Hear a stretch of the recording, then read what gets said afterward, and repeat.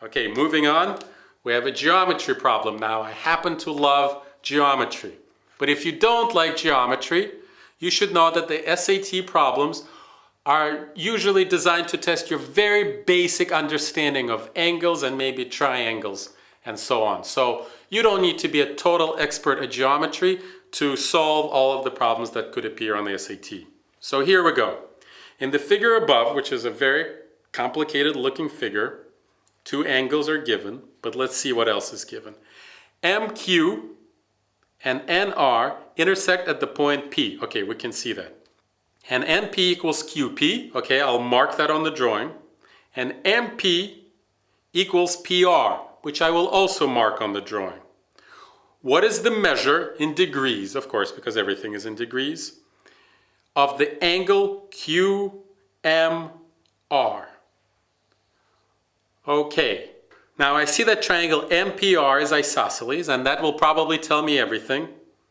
And I now also realize that this point N is completely superfluous, and that whole entire triangle MPN can be ignored, and that's actually typical of some geometry problems you see on the SAT. So we'll ignore that completely.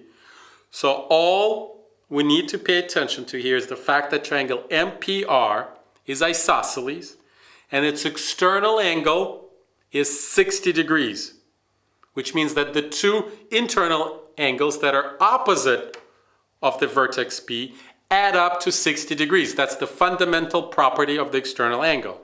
So each one of them is 30 degrees, so the answer is 30.